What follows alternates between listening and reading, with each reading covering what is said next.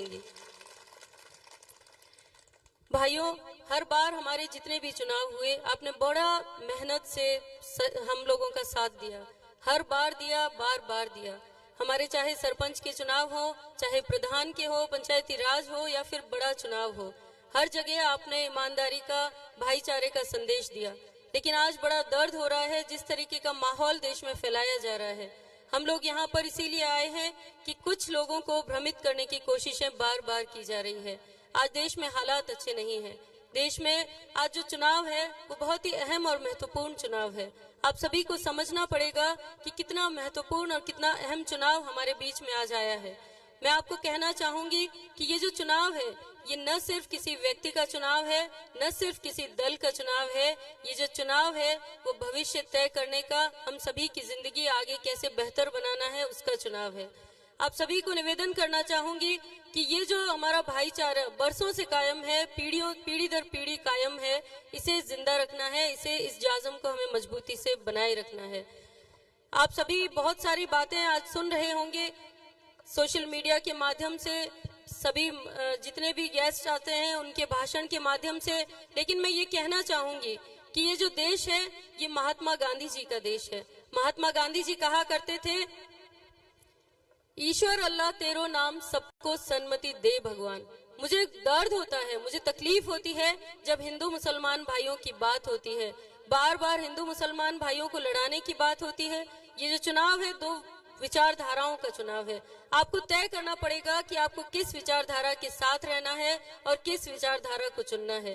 भाइयों, मैं आपसे निवेदन करना चाहूंगी कि एक विचारधारा भाइयों को भाइयों से लड़ाने की बात करती है और दूसरी विचारधारा भाईचारे की, अमन की, चैन की बात करती है।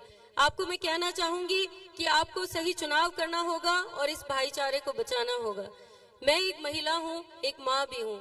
मैं चाहती हूँ और मैं हर जगह जहाँ भी जाती हूँ तो मेरी बहनें मुझसे कहती हैं कि हमें ज्यादा कुछ नहीं चाहिए, लेकिन देश में जो माहौल खराब हो रहा है उसको बचाना है हमें।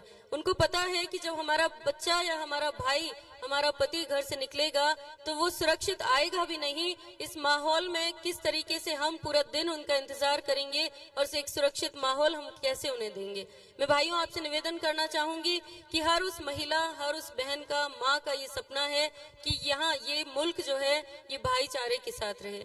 आज क्यों होती है हिंदू और मुसलमान की बात, क्यों होती है जाति धर्म में भेद की बात? मैं पूछना चाहती हूँ, क्या हिंदू मुसलमान पहले नहीं थे? क्यों बताया जा रहा है कि कुछ हिंदू हैं और कुछ मुसलमान हैं? यही हिंदू और यही मुसलमान बरसों से यहाँ पर साथ रहते हुए आए हैं, कभी कुछ भी यहाँ पर नहीं हुआ और यही शांति और भाईचारे का संदेश बार बार देते आए हैं।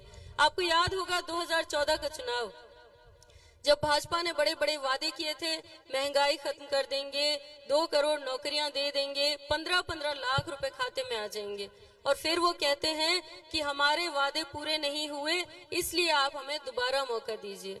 मैं कहना चाहती हूँ कि वो वादे जब आप उस वक्त 2014 में कर रहे थे, आपके हर नेता के भाषण में यही था कि हम महंगाई खत्म करेंगे, हम रोजगार दे देंगे। लेकिन इस बार तो आपका भाषण कुछ अलग ही दिशा की ओर ले जा रहा है। आपका भाषण ये कहता है कि धर्म क्या होता है, मजहब क्या होता है हिंदू और क्या होता है मुसलमान। मैं पूछना चाहती हूँ कि सीढ़ी दर सीढ़ी हमें आगे बढ़ना है और हमें अगर विकास की गति देनी है तो हम इस तरीके से भाइयों को लड़ा करके आगे नहीं बढ़ पाएंगे। ये जो मुल्क है, ये इस हिंदुस्तान की खासियत है कि सभी जाति, सभी धर्म एक साथ भाईचारे के साथ रहते आए हैं। मैं आपको कहना चाहती हूँ कि झूठ अगर बार बार बोला जाए तो उसे सच मान लिया जाता है। तो इसलिए कुछ लोगों की ये पॉलिसीज हैं कि झूठ को बार बार बोला जाए ताकि लोग उसे सच समझने लग जाएं। मैं भाइयों आपसे निवेदन करूंगी कि इस भ्रम में हम लोग ना आए और हम लोग इन लोगों को हकीकत दिखा दें और हम लोग दिखाएं कि ये हिंदुस्तान जो है ये आजाद भारत हमें महात्मा गांधी जी ने दिया है और हम इस जाज़म को जिंदा रखेंगे। आप सभी लोगों ने बहुत मान सम्मान दिया और आप सभी लोगों का यही अपनापन, यही स्नेह हर बार बना रहे। और आप सभी से दोबारा अपील करना चाहूंगी कि हमारे भाई उमेदा राम जी को भारी मतों से विजयी बना करके हर बार की तरह कांग्रेस पार्टी को मजबूती प्रदान करें। आप सभी का तहे दिल से धन्यवाद। जय हिंद। ये रंग बिरंगे फूल खिलते हैं तो बनती है बाहरी गुलिस्तान।